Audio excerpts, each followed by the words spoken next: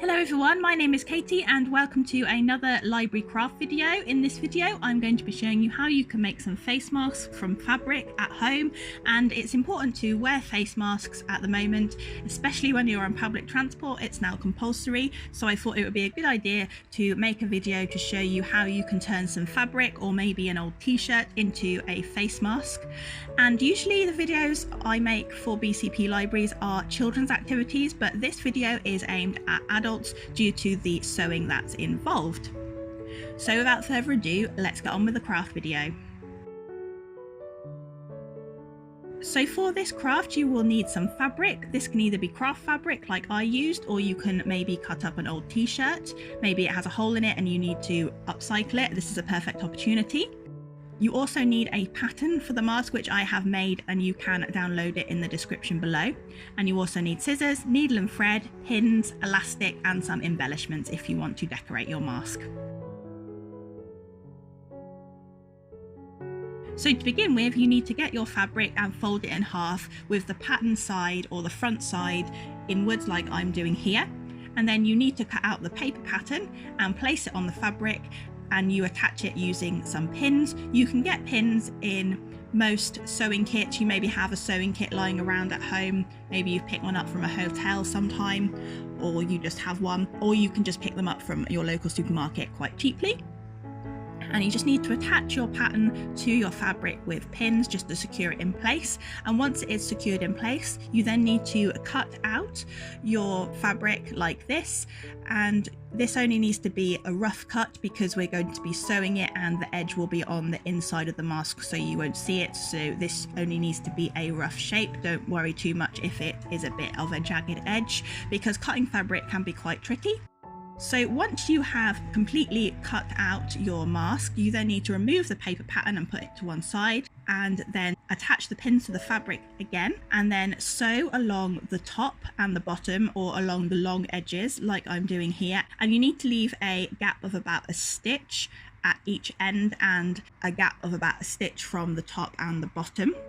And when I'm sewing these, I am sewing a normal running stitch all the way along, and then going back and filling in the gaps with another running stitch all the way back, and then you have both ends to tie together quite neatly. And you don't have to worry too much again about being neat necessarily, but you just need to make sure that the line you sew is quite neat, because this will define the shape of your mask, but the size of your stitches don't have to be necessarily even because they will be hidden.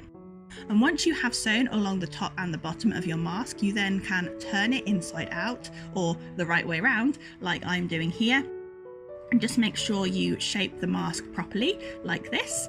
And then we can attach the elastic. So first you need to fold down the seams like this into the inside and pin it down, and you need to do that with both ends. This means that we won't have the edge of the fabric and it won't fray. And then you need to cut some elastic, and you can get this elastic again in sewing kits or from your supermarket. And you need to cut them about 22 centimeters, and you need 2 pieces, and you need to just pop the piece of elastic inside and sew along quite neatly, and using maybe some quite small stitching, and go over it a few times just to secure it in place. And you need to do that with both ends. Just poke the elastic into the fabric open gap and sew along like I'm doing here. And you need to do this with both sides of the mask, and I did this before sewing it up because you can then test that your mask fits you properly before you sew up the ends. And once you have got your mask in place and you're happy with the shape and where the elastic sits, we need to sew the edges up like this. And this needs to maybe be a little bit neater than you did before, because this will be on display, but don't worry too much. It's more important that the mask fits you and is functional. You just need to do this with both sides. Maybe you can sit down in an evening and make these masks when you're watching TV or when you're listening to a nice audiobook. It can be quite relaxing to do a bit of sewing. And once you have sewed both of your sides in place, you can add some embellishments if you want to, because my sewing was a little bit untidy over the elastic part and it stood out a little bit, so I've added 4 buttons to mine, but you can add sequins if you want to. It's totally up to you. You can style your mask however you like because you're the one that has to wear it. And yes, I'm just adding a a couple of buttons. I'm adding 2 of the same buttons diagonally to each other, but you can add 4 of the same buttons or 4 different buttons. It's completely up to you. And then once you have sewn your embellishments on, you are ready to wear your mask. And you can make as many masks as you want to. Maybe you can make some for your whole family, your friends, if you've got quite a lot of fabric lying around. These are really easy to make, and you can upcycle some old clothing easily, and also these will make your masks nice and unique. But remember, these aren't proper medical masks, they're just masks for going out and about, and you can wash them as well every so often just to keep them nice and clean. And here is my finished mask. There we go.